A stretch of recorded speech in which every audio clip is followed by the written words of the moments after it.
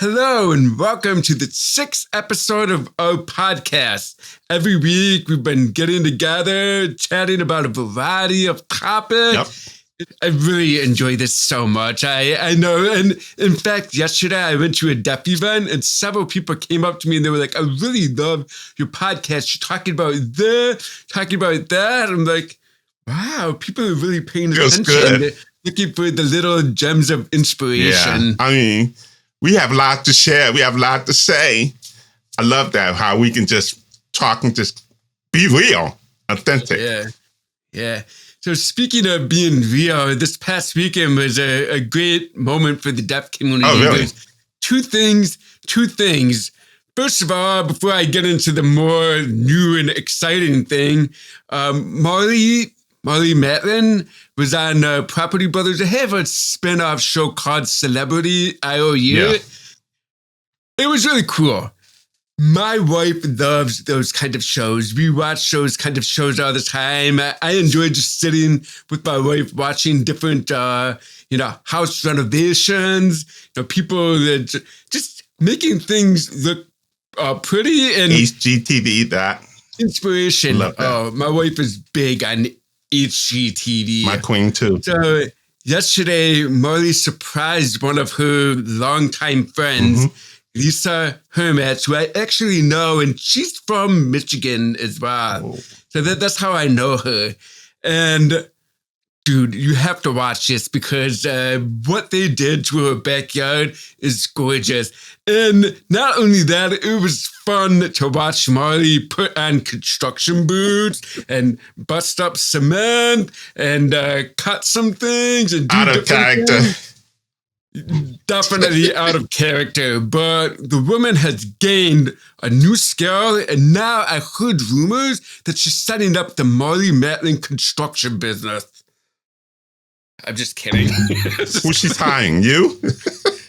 I mean, please don't call me. Okay. My wife has enough of a punch list for me, so I'm still trying to get through things I gotta do. I get it. But if you all have a chance, watch it. It's really cool. What I really liked about it is she talks about deaf space. Oh, okay. And it's something that many of us cherish when we have a home where we can gather around in the kitchen. We can do different things to have guests over and have a clear sight of signing. And she talks about lighting. Lighting is so important, really important to the deaf community. So if you all have a chance, check it out. It's really cool. Okay. Really cool. You convinced me. I got to do it. Yeah. I know my queen have already watched, but I need to sit down and watch it. Oh, for sure. Wow. The second exciting thing. So I don't know if y'all know, but I grew up playing hockey. It's my number one favorite sport. I love going on the ice and skating and just playing the game. I've always been a fan. I was really excited to see last week that they announced that the NHL playoffs will be accessible in ASL. And I watched it last Saturday with a few friends. Really cool. The presentation itself, how they put it on the screen, how it was very visual, was my eyes were like, because you had two people signing. Okay. So two of them, one was Jason Altman, and the other one is Noah Blankenship. So the two of them were providing commentary, play-by-play of the game. It was really fascinating because the first time I've ever seen, especially on a professional level, to see that kind of dressing up, talking about the game, talking about the Florida Panthers, talking about, I forgot what the other team is. Oh, the Edmonton Oilers, okay. The Oilers. So the two teams. I mean, honestly, I haven't been following the NHL playoffs, especially because the Detroit Red Wings are not in there. But being able to sit back and chat with your friends and look at the TV and see the sign language on there, the two of them, for their first time ever, I think they did a great job. It's definitely a great starting point. So the question is, you mentioned earlier, you said your eyes was like going all over the place. Okay, so I'm assuming they had the screen where they see the game, and then two people. So it was cool because you could see the game, and then right below that they had crowd intensity, where you could see the volume of the crowd. So it was like, you know, if they score, yeah, and, you know, it's just wow. And then what else was cool is below that they had who's on the ice for each team and how long. Because as a hockey player, I remember my coach, one of the most memorable things my coach told me, he said, 45 seconds on the ice to get off. And all of us were like, 45 seconds is forever. No, we said it's too short. I'm sorry. Okay. Too short. My point is that he was like, you think it's too short? You think it? Okay, everybody in the locker room, quiet right now. And then he counted for 45 seconds in all. 45 seconds is pretty long. Interesting. It doesn't seem like it. So what was cool is we had all the players from 5 from each team, and then you could see like how many minutes they were on the ice. So it was very visual to see all of that. The only comment I would make about the whole thing is they just gotta find the flow. Yeah. I mean, that's anything that's that the biggest thing. It's always room for improvement to go out. And so to see that, you explaining that, that's amazing.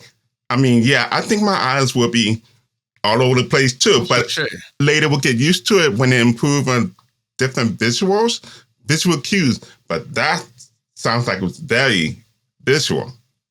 That's nice. I mean, I would love to see this other sports. Oh, yeah.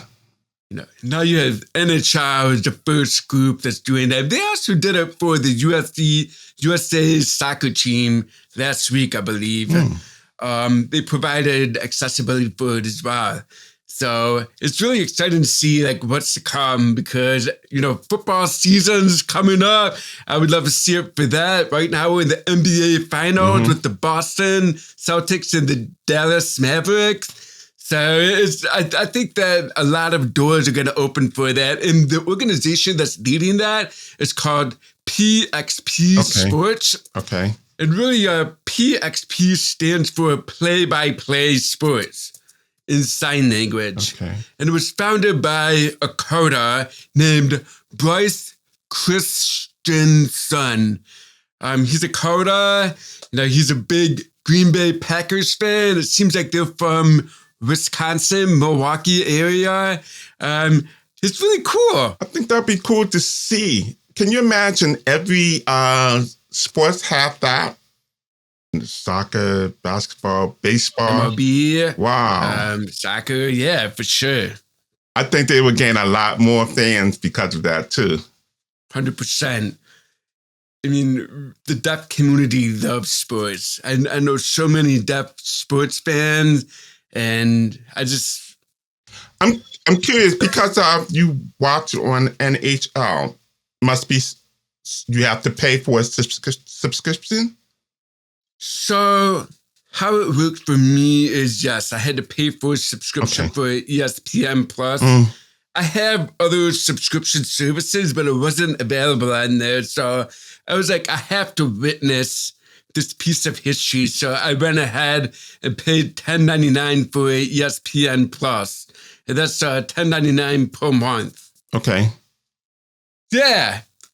It's interesting. It makes me think about, you know, with our community complaining and, you know, even myself, I'm already paying for so many different subscriptions. And now I have to pay $10.99 just to see ASL and ESPN. But what I will say, and I found this a little bit eye-opening, is when I clicked the game, it asked me which version of the game I wanted to watch. So you had like the original game, the regular game with the regular broadcast. You had Spanish version. Right. You had several different languages, probably French. I mean, there's a huge French population in Canada, especially probably in Edmonton. No, I believe in northern Canada, there's a large French-speaking population. And then you had ASR. So it was really cool to see that aspect where ESPN, the NHL, they're making an effort to provide more accessibility to the game. Right. And what does accessibility mean in this context, It's like you're paying people to come, to produce, to learn, to convey that sport. So, it's definitely a premium that at some point I could see more and more opportunities for our community and for other speaking communities to have more access to sports and to what's going on. So it's a good start to a new journey, and I'm really excited to see where PXP takes access to sports and what's to come. Well, thanks to PXP for that creative platform, which is really nice. I hope you're right.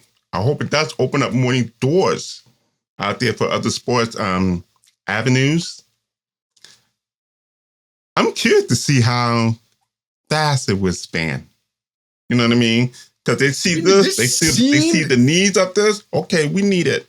It seemed fast, but from what I'm gathering from the social media posts, it seems like PXP was already providing sign language interpretations for NHL's, the head of the NHL, Gary Bettman, Okay. I think it's Bettman, for his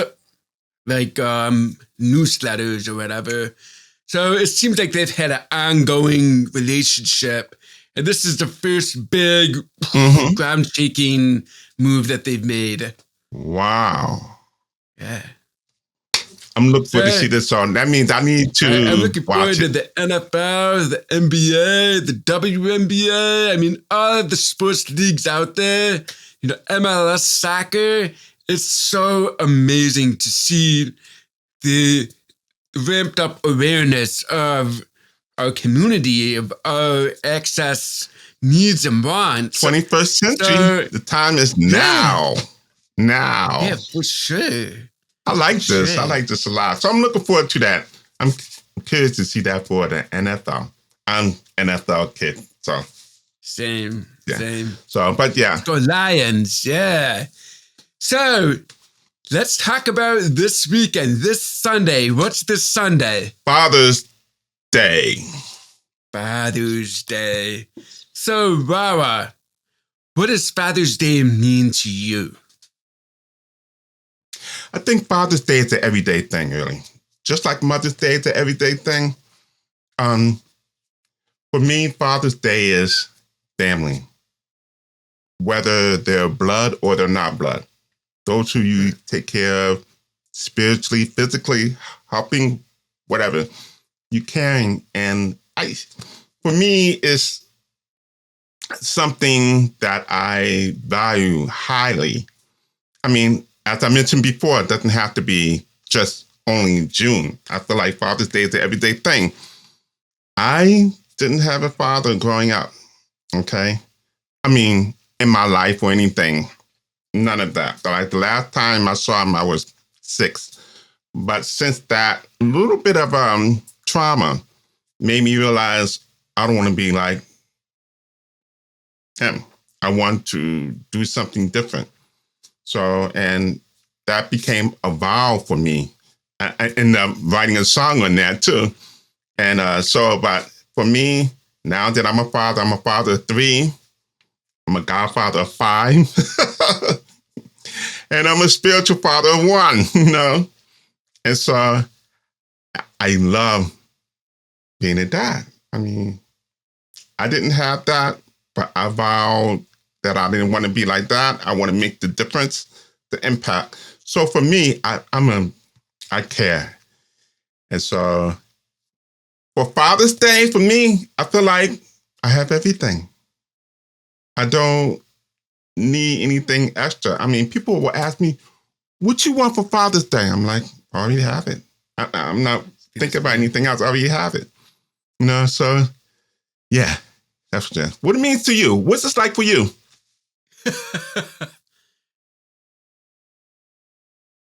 I never thought I would enjoy being a dad as much as I do. It is the most amazing. It's the hardest job, but the most rewarding. Yeah. To see your own child, to see a reflection of yourself, a reflection of your behavior, a reflection of how you parent, how you raise it. So for me, I agree with you. I feel like Father's Day is every day. I feel so thankful to have a great partner as well. You know, a partner that really supports me in being a father. And I hope I contribute the same back, you know, because being a parent is the hardest job you will ever have. But there's no manual. Nothing. There's no manual. And I feel blessed to have people like you and several other people I can call upon when times are tough and challenges are presented. But I wouldn't trade it for anything in the world. Being a father is the best thing ever. And I'm the father of 2 girls, and I'm the godfather of 4. So, you know, I really enjoy the godfather role as well, because I feel like in many ways the godfather role, even though itself is not a religious role, it's not. It's more about making sure that if something were to happen to the parents, that kid has someone they can lean on. Yeah. So playing that role has always been fun because it's more of like the uncle role in a lot of ways. Like you're an uncle, you're a close family friend. So I feel like that role really set me up to be a dad. Because a lot of them, my godchildren, are either older or younger. So it's like the older ones, especially, I see like, I learn, I see what's coming for me, and pray for me. I get it. I mean, it teaches you so much more about yourself. You know what I mean? I mean, yes. Being a father, you're on your toes all the time around your kids, okay? I loved every second of it. Sometimes I find myself, hey, Mom, did I do this when I was a kid? Yes, you did. I'm so sorry. You know, things like that. I mean, and then I have to go, okay, double check myself before I say something. You know what I mean? But at the same time, you're so caring, you're so loving as a father, you don't want anything to harm your kid. But at the same time, the kid has to learn some things. Boundaries, growth, right, wrong decisions, have to make sure they make those decisions themselves, ask why, whatever. Heartbreak, be there.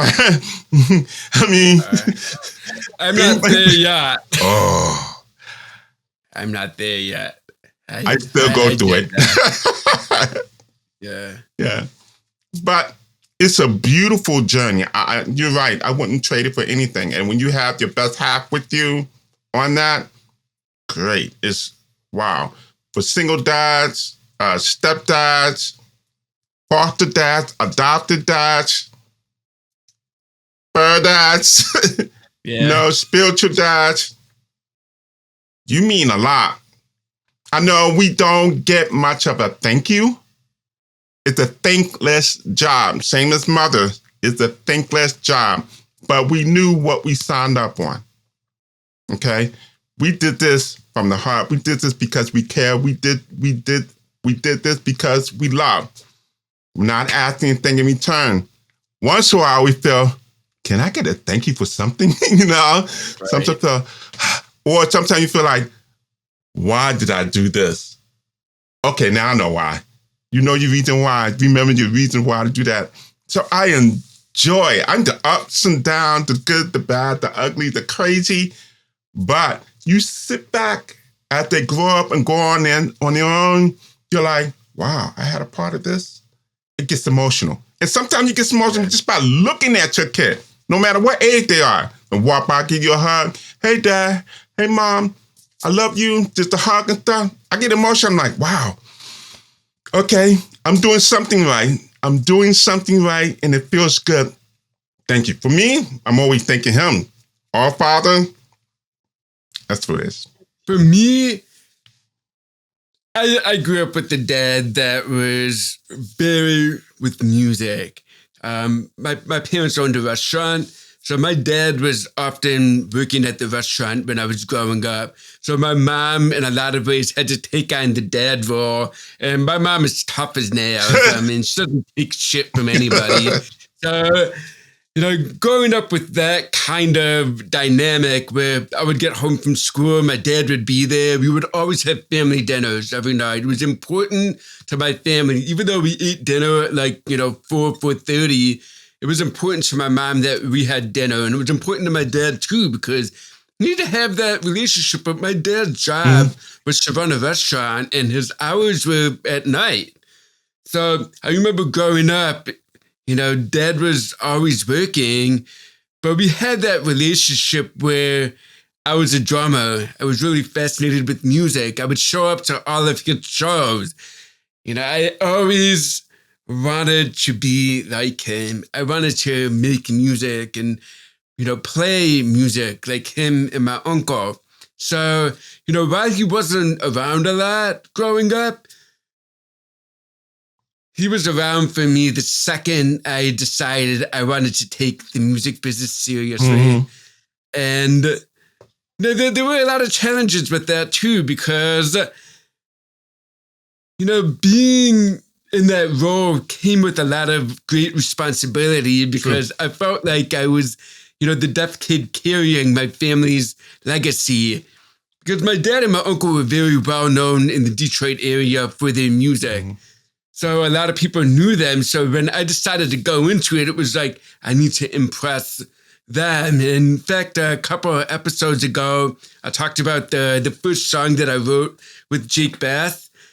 For me, that moment of feeling like I did something was when I played my first song for my dad and my uncle. And how they were like, play it again, play it again, play it again. I mean, being a dad is also being your child's biggest advocate. True. And my dad was there. My dad was also like, hey, don't bother those people. My dad is the nicest guy in the world. Oh, he is. He's great people person. People love him. But for me, I had to, really prove myself as a deaf musician. And to have someone like him to lean on for advice, to lean on for, what do you think of this? What do you think of this situation? That's a big part of it. And that's not just a dad role. My dad, in a lot of ways, is my best friend. He's my best friend. And I feel extremely blessed. And you know what, Wawa? I saw that last weekend at Busboys and Poets with Ty and you. Yeah. I saw...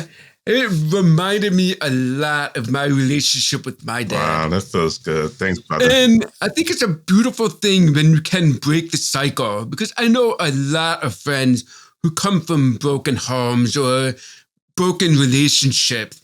And to see people break that cycle is a beautiful thing. You realize what you don't want in your life. And you set up a new life with a partner who has shared expectations of where this journey of parenthood will take you. I always tell my friends, you can make those decisions. Some people don't want to break the cycle. True. If you grow up in an abusive home and you decide that you want to, you can break the cycle. You can break it. It's up to you. You have to be determined, be committed to what you were saying. You can break it. Yeah. My son, Ty, and I were like really close.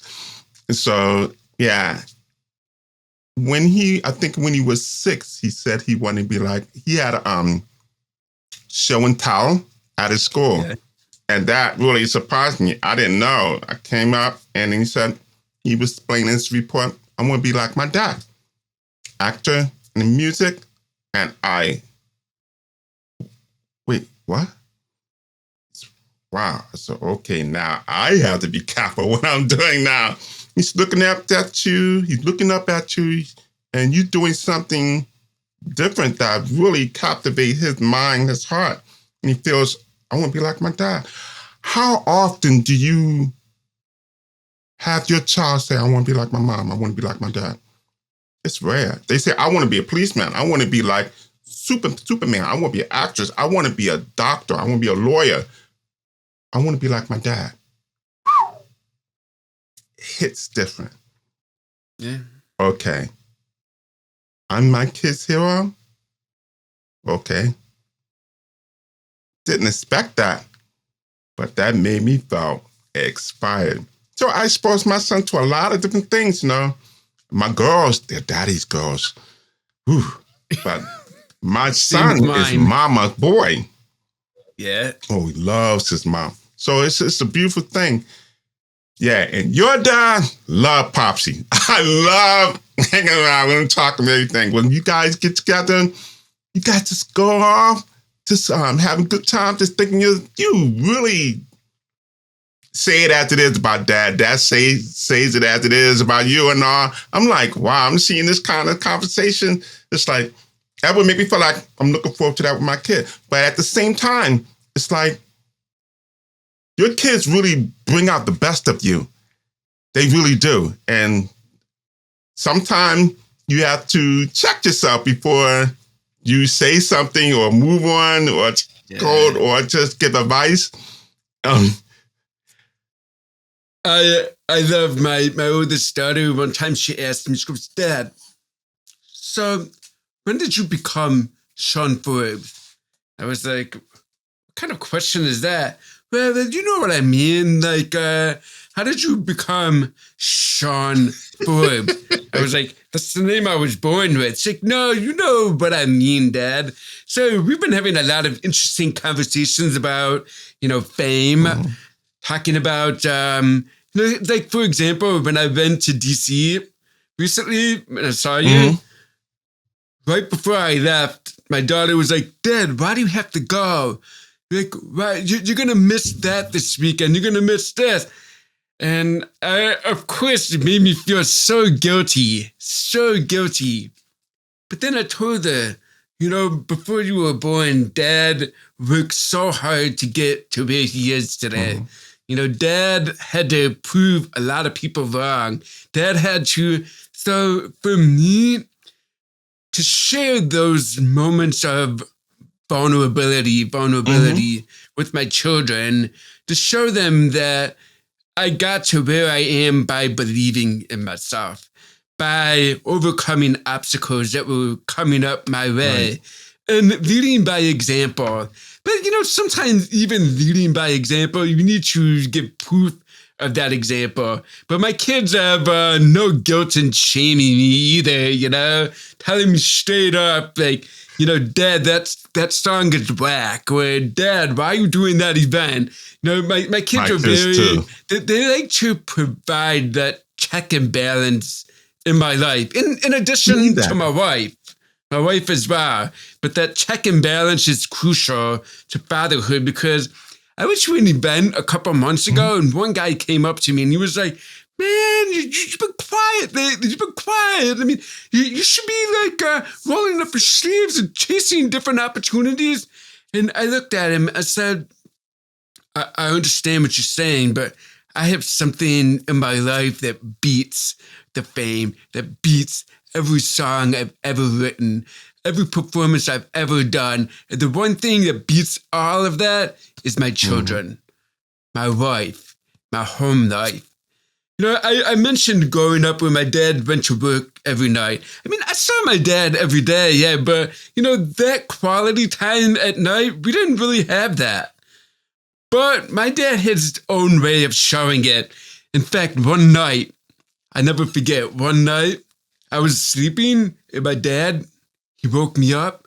I'll never forget waking up and my dad was like, do you want to go meet Michael Jordan?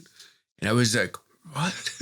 I thought I was dreaming. He was like, you want to meet Michael Jordan? He's going to a bar near our house. You want to come with me?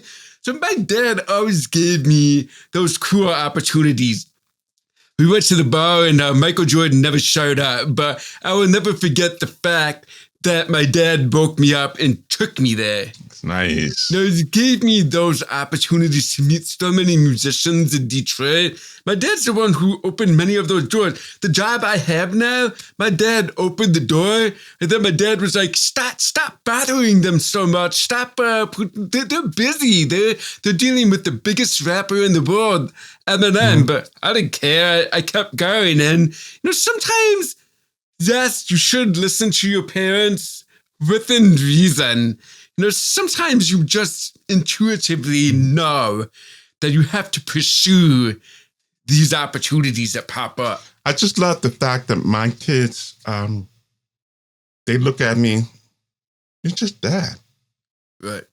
So I love the humbleness of that, and they're not taking it for granted, So I try to make sure humbleness is really important. And so if I'm doing this, I'm not just hoping, I'm expecting my kids to follow that too. Of course, when they get the adult, they do whatever they want, but I'm hoping my teaching, me and my queen, our teaching them will take it to the heart, and following it. So when I do shows and you have people just coming up to you, talking and stuff like that, and they go to my kids, your dad is, wow, everything. They're like, just that. But sometimes they will look at me like, you just dad. And I love that because it keeps me in check. Keep that balance, you're right. And then, okay, even though I do all of these things, I'm just dad. That's my job. That's my duty. That's my profession. The best job. Yeah, the best job ever. Trade it for anything else? No. I just love it. So, yeah, I'm just grateful for my kids who just tell me after this, Dad, that song, I can't hear you. Your voice is low. You said too loud. You're mumbling. Do it again. What is this? Oh, I like this. Okay. Or what are you wearing? I'm like, clothes. They're like, I just love it. Talk about being a godfather. What does a godfather really mean to you? It's hard to explain on that one. I have 5 godkids. About 3 of them are already grown already. And 1 had the family. So 2 served in the military. So I knew them when they were babies growing up. And this was before Facebook, okay? So with all this, I missed a lot, okay? Because we had no contact. We were off contact for a while. Facebook comes around and still we haven't heard anything. I wondered where they are. Are they okay? The mother hits me up on Facebook. Oh, connect. So they have a life of their own and stuff, but they serve in the military. And I am proud of them too. Then I have one who lives in Seattle, Washington, and she's phenomenal. I mean, I've watched her since she was 5. And how I became the godfather of her is really interesting. Her mother and I got that together.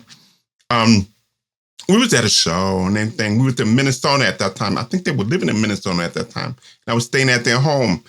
And then that was the first time I met the daughter. I knew the mom for many years. And so I was like, oh, so we connected so well. I mean, 2 or 3 days, we was talking, everything like that. And then during the conversation, she was talking to another kid. And the kid was like, who is this guy? And he said, oh, this is my godfather. Me and the mom looked at each other. We went, I wasn't expecting that. So we just started talking. And so the mother and I started talking. She said, you want to be the godfather? She loves you and everything like that. And that's how we connect. And since then we were. And I watched her grow up, moved to Washington, D.C., college, Gallagher, everything. Gorgeous. And I have 2 other younger ones. And they live in Mississippi. And I watch them afar, and it's gorgeous. So, but being a godfather, it's like, I'm always, you okay? I always check with the mom and the dad. I always check with the kids, make sure, okay, need anything? What's up? What's going on? You coming? I'm going down. I just constant contact. And when you have your kid, you see them, your own kids, you see them 24/7, 7, 8, 7. It's like, just like, you see you got kids, more, come on, Ming and stuff. It's just watching your godchildren from afar growing up. They know I got their back. They know I'm there. Parents need something, I'm there. They don't have to worry. I mean, I just love it. I love it. When I'm there, I'm grabbing every second, you know. Yep. Ba-da-da-da. I love that quote. Yeah. I love that quote. I got this mug from my goddaughter. So I've been godfather for 20 years. And I've always been a part of her life, and from afar more often than, a part of her life. But when we would be on tour, we would always stop in her town and see her mom or see her dad and see her. And she would go to different events. She was involved with one of the early D-Pan music videos. Wow. So I'm really proud of this girl. She really has become her own person. She discovered her own passions, and her parents did really an amazing job with her. And right now, her and her mom just took a road trip across the country, and I see all of their posts on social media. It's just amazing. It's really amazing. Even though, I'm not her dad, but I'm like, ooh, I'm just as excited about her, that I have 3 others. This one's my nephew, and then these 2, this is friends, and this is another nephew. So it's just for me, just to have that relationship with these kids. That's nice. So it's beautiful. But I could be better too. I could be better at keeping the trust. Life is just crazy. Being a father in itself is like you have a life. You have a family to take care of too. I'm also, what I said we called a father figure or spiritual father to one. By the way, I saw a post that said, "This is not a dad bod. It's a father figure." Thank you. It's a father figure. Well, we need to shape up this father figure a little bit, okay? You're saying I'm a spiritual father of one. I've known her since she was 12, when she came in for a camp and with another friend, and I fell in love with her. I took her under my wing. Since then, she was a dancer, and I was the dance instructor at that time, and so we connected for a long time.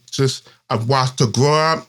She grew up from deaf school, and we were going through a lot of things. I went through her ups and downs. She became a student at the university where I was at.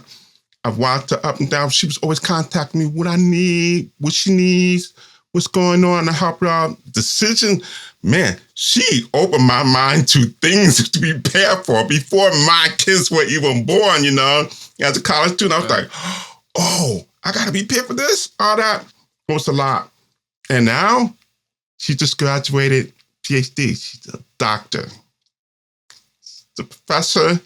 And I am so proud of her. I mean, I've watched her since she was 12, but she was calling me dad since then. So a lot of people thought it was kind of weird because I was a college student and she's 12. And I was like, I didn't see anything wrong with it. So she's been calling me dad since then. She's also the one who introduced me to my queen. Them 2 were friends. So my queen would say, it's so weird you call you dad and we're like this, almost the same age. I'm like, sometimes people have a reason why they say things like that. But she understood. But her journey has been a beautiful journey. Ups and downs and stuff. But I've watched it. It's like, and every time she comes home, I'm like, my baby's home. So it's like, it feels good. And now she's home now. It makes me think of the quote on your coffee mug. Show the quote on your coffee mug again. Yeah, Any person can be a father, but it takes a special person to be a dad. Do you mind expanding that? Like, I get it, but I think it'd be nice to expand on that. Okay. When there's a child who already has the father, okay, but that father's really not involved, okay, he's here just pay whatever needs and get out of the way, or not really socialize, or not bringing out, or raising the child. Then you have someone who pops in that life, that child's life. The father's not there, but then as the person comes in and just takes care of the needs of that child all the life, his or her life. She looks up to that person. She calls him dad because he does the work of a father plus more. Yeah. I agree. Yeah. Yeah. I love being dad, but I also love being father. I feel like being a father is, being a father, yes, you have created this life, but being a dad is when you are giving that life a lot of love, affection, teaching them, raising them, making sure they have the tools and the resources they need to be successful. That was my dad, Mm-hmm. This is actually my dad. For his 70th birthday, we made shirts. So I think he's like 17 years old in that picture. 17? And 17 years old. Yeah. Wow. He looks strong like my nephew. My family had strong genes. But my parents gave me resources. They saw that I was really fascinated with the music. I was always banging on things in the car. My dad would have musicians over to the house, and I would meet and chat with them. And one of the most famous drummers in Detroit would come over to my house, and I would sit on his lap and play. He would teach me how to play drums. My dad gave me resources and things. I mean, the music journey is something that was in my family, but my dad took it to the next level. It gave me the tools and resources I needed to take it to the next level. Yeah. So now I'm looking at my kids, and my oldest is already like, Dad, I want to be a performer. And I said, okay, what kind of performer do you want to be? What do you want to do? I want to be like Taylor Swift. I said, oh, okay. Well, she started playing guitar when she was really young. Is that something you want to do? No, I always believed, and it's because I grew up the same way, that if your kid truly has passion in something, follow them. Give them what they need, but don't push too much. And the other thing is, I believe in giving your kids as many opportunities to try different things, but don't push them into something you want them to do. Because I did that. Yeah, I wanted my oldest to learn how to play the piano. I thought she would be really, and she enjoyed it.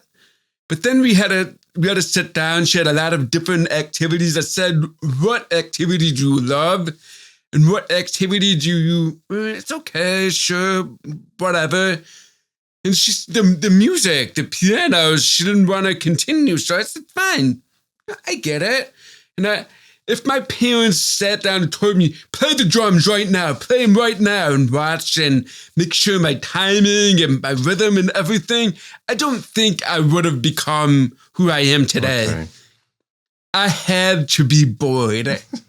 It was the boredom that led me to where I am. I was bored, I didn't want to do certain things, so I had the resources to go and play drums. I had the resources to learn to play guitar. I mean, like, playing guitar, people think my dad, like, sat down with me and was like, G, D, E. No, that never happened. He taught me chords. He would show me what he was doing, and I would analyze it. What's he doing with this? What's he doing with this? And I would analyze it. I was always that type of kid where I just overanalyzed. I would go to my dad's concerts, and I would watch his drummer play. In fact, last year, his drummer couldn't show up to my dad's 70th birthday. So I took over the drumming duties for my dad's party. I played drums with his band. And I love my dad's drummer, Dave Jack. He said, Sean, I know you know all the songs. I'm always sitting behind the drums playing. I look at you in the audience. You know all of the fills, all of the turnaround, all of the different things in the music. I was a student of his, a student of my dad's and my uncle's music. Wow. So they're just a big part of who I am. And I thank my dad for that, for having his own ambitions and passions for that. That's amazing. My son, I never really played music. I mean, the drums. No, not the drums, but the drums. That I grew up doing that. But my son, he was interested in music because I was rapping in the music game and everything. So I was always in the studio, just working, recording, writing, getting, hey, listen to this, blah, blah, blah, growing up and all that. So, but he was fascinated with music. So he played guitar. He played the sax, baritone sax, alto sax, then the guitar, then the ukulele, because he saw Mandy Harvey. He wanted to learn how to do that. So the ukulele. Yeah, ukulele. So he plays that. He loves playing. So he always hit up Uncle Nikar, DJ Nikar about DJ equipment, music, what? And, Nikar was just like, everything. It's like, proud mom, Uncle just playing things, and so he's been around it. So, and he loves it. He still plays, and he's been teaching his friends how to play too. And it's just really enjoyable. Mm-hmm. So, and watch him doing that, it's like, wow. So he gets bored. So he would start playing, strumming, boom, boom, idea stuff. And so I would advise him because he would ask me questions about this. And I was explaining to him. But when it comes to DJ things, I'm like, Nikar. So he goes in the car. So I think he's now trying to figure out, navigate his way, what he really wants to do relating with music. Because he's got the skills. He has everything. And I'm like, wow. My two girls. He has the personality too. I wonder who he got that from. It's both of you, okay? Kimmy has a lot of personality too. Definitely. But all three of my kids, they sing. My oldest daughter, she sings beautifully. I mean, wow. My youngest, she sings beautifully too. But she surprised me at her 5th grade graduation. She sang a full song. I was in tears. I was in tears. It just totally took me by surprise. I mean, I remember the parents were all there, students were all there, and graduating. She walks up on this platform, and she just stares, and she looks at me. I'm like, what's going on? Then I see other parents looking at me. I'm like, what's going on? Then music started. I'm like, okay, I thought she was going to sing, but she started signing. I could not keep myself straight faced. I was it was just streaming. Videotape this. I was like, you would never forget moments like that. The kids would do. But so, yeah. I agree with you. So to wrap up our Father's Day special, what advice, quote, what would you tell other fathers out there who may be struggling, who may be, struggling with fatherhood? Being a dad is not easy. No, it's not. It's not easy. And there are moments where even I'm vulnerable, where I make mistakes too, What advice would you give dads? Think before you act. Okay? Yeah. Sometimes something happens, we just blow steam, just yell out and stuff. Right. Hold that. Ask questions why. Be the person who's willing. You want to be the person where your kid can talk to you about anything and not have to feel fear or just The withdrawn. doors are always The door's open. always open. We have to learn how not to be so judgmental. Because guess what? We're not in their shoes, but we were there before. Right. Okay? It's going to be a different experience. So be open. Be willing to understand and learn at the same time. And really, like Nelson Mandela said, expect the unexpected. Oh, I'm not sure if he said that one. That's one of my favorite quotes. But it's impossible till it's done. Sometimes that's the quote he said. Because sometimes you feel like the father, you feel like, it's just impossible to have to take care of this kid and handle this kid and think that you knew what you signed up when you have this kid. Or if you didn't know, you have an oops baby, but you got a job to do. There's no manual. Learn it. And be around fathers who are positive speaking fathers, okay? You really be there, really speak, grow, blessing, positiveness, and encouraging to their children. You want to be around dads like that, okay? If you're going to be around a father who's not involved in kids' life and always negative stuff like that, it will affect how the way you look at your kid. Don't be around that. So, but here's the thing. As a father, and you're talking to a person who is a father that's not around a person's kid's life or anything like that, you need to speak some blessing to this person too. You can influence him to feel, I want to see my kid. I want to be around my kid. Okay? We need to help each other, rise together. I mean, it's not like I'm a dad. Dude, your kid don't cross your mind or anything like that. No. Some fathers need some advice. Sometimes it's okay to sit with another dad and, get the feeling what it is like, what you're doing. Oh, maybe you can try this. Maybe you can try that. I'm just saying, that's your child, but I'm just talking to you as the father. Where I grew up, there was almost no dads around in people's lives. I grew up in Philadelphia, in a tough area. Dads there, very, very rare. So uncles would take over. I grew up in an area where it takes a village to raise a child.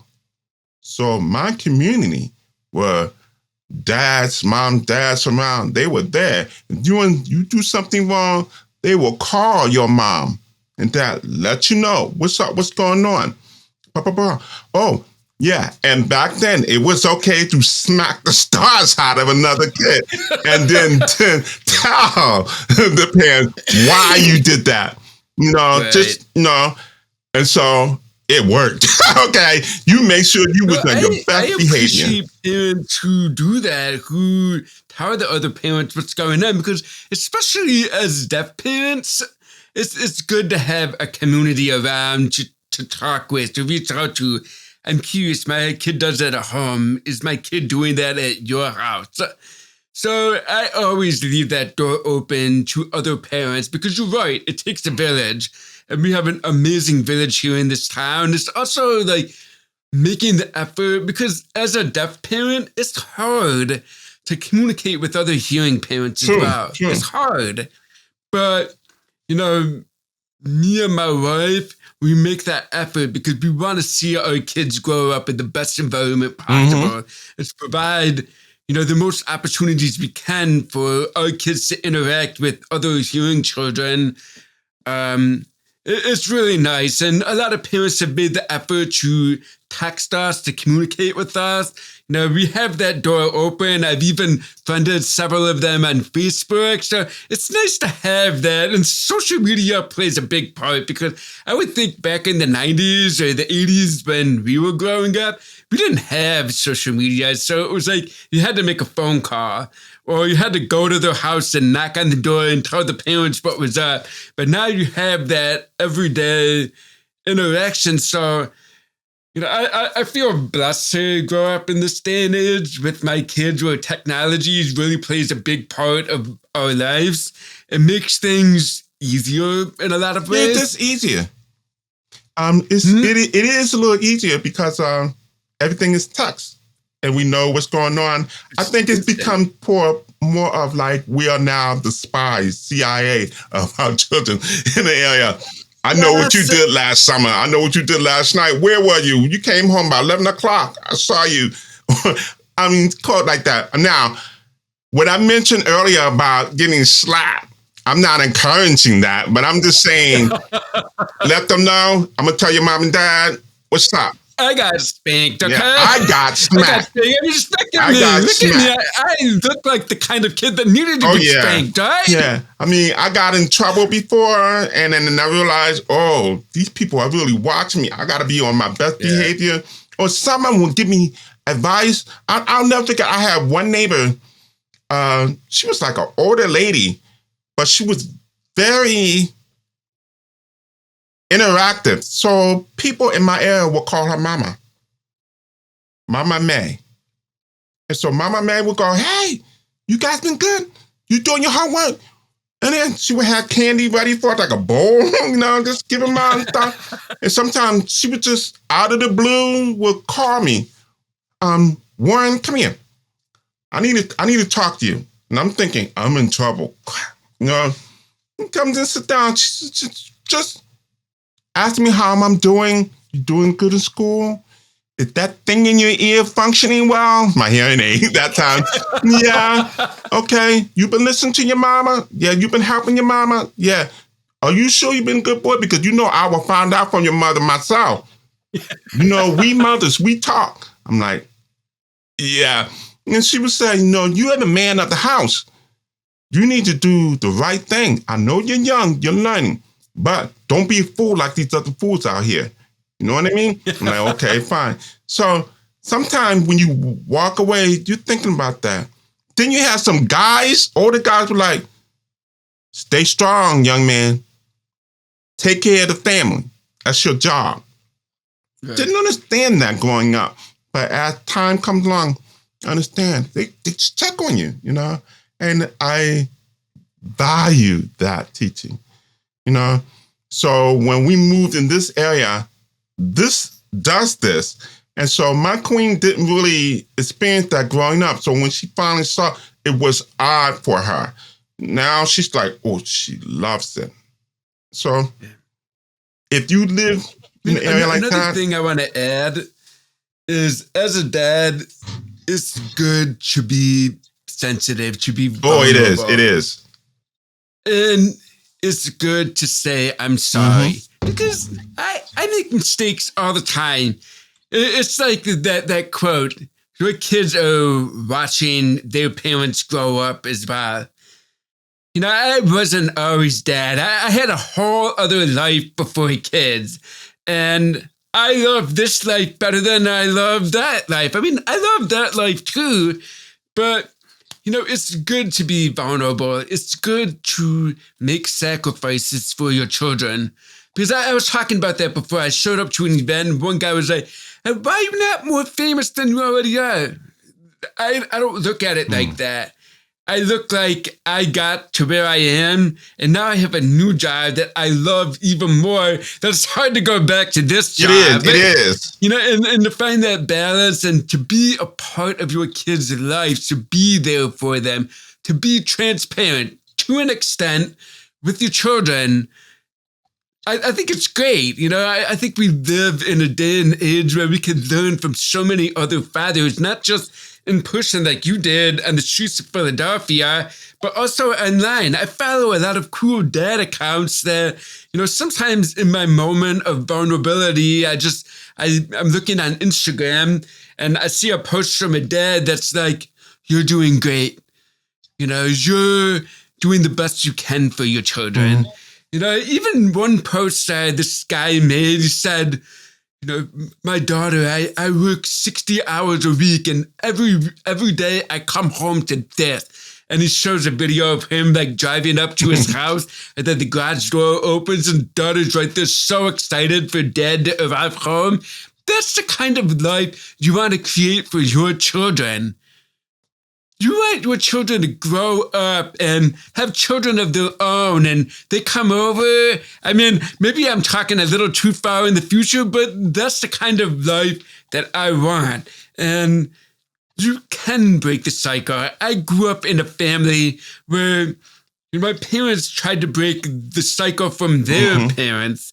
And you always want to continue to improve because, even if today you did something that was probably wrong, it's okay to go back to children and say, I'm sorry, and give them a big hug and show them that you really love and cherish them. Yeah, I agree. I just get goosebumps every time when people ask me what's like being dad stuff. And as a Black deaf guy, we were taught not to cry, not to be so emotional, just be blunt, be hard all the time. I grew up in that kind of environment. So when I come to another environment, when I meet other dads later on, when I became a father, we talk about this, and it just feels like, I thought we were supposed to be hard, supposed to be tough all the time. No. Then I'm like, everything is soft. I'm like, okay. I feel good. So you be around that kind of thing, and it's just love giving that advice to pay it forward. I mean, back then it's different from now. Maybe in the future it'll be even more different. So you want to create memories for your kids. Use your job, for your family, for yourself too. I mean, I love it. I did before. Sometimes my queen and I, sometimes when my daughter would go in her line for the bus, and we go, hey, what's up? What's going on? And then she would go, so, and sometimes or sometimes my kid would go, and we would just cheer them on. We're like our children cheerleaders, and create that memory. And I one time, a long time ago, I don't know if my son remember this. I remember I went to pick him up from school, and I was, just dancing the music out loud. And he was like, Dad, no. So, but didn't you see on Facebook or Instagram, you see some dads really perform for the kids when they pick them up from school? I'm like, that's that. I love that stuff. Do it. Your kids may hate you for that time, but inside, they love it. And their memories like, Dad, remember you did this for me? Yeah. Nice. Made me think of my oldest, her first grade teacher reached out to me a couple of months ago and asked me to make a video explaining drums. So I was like, sure, I'm going to ask my daughter first. So I asked her, she said, of course, Dad, you can make a video explaining the drums. I'm like, but you know how I am. You know how I am. She was like, okay. So I made this video and it was funny. I was like, this is a snare. And then I would do all these different facial expressions. So they put out the video at school. It was like a 5-minute video explaining the drum. They put it out in the school. And now all of her friends call me Drummer Boy. Okay. Your dad's so funny with his facial expressions while he's playing drums. And I'm thinking to myself, like, because my kid is not embarrassed at all. So that's my dad. Yeah, my dad's a little cuckoo. It's nice your kids know who you are. My dad. Yeah. I love that. Yeah. I just love it. So all you dads out there, keep up the hard work. Keep your head up. Not everybody's going to celebrate Father's Day in the same way, but know that the two of us are rooting for all of you dads out there. Keep doing the best for your children. Grandpas too. Great grandpas too. Grandpas too. Okay. Yeah. That's Grandpa. So happy early Father's Day. Happy Father's Day to you. Have a great one. Have a great week. God bless and show some love.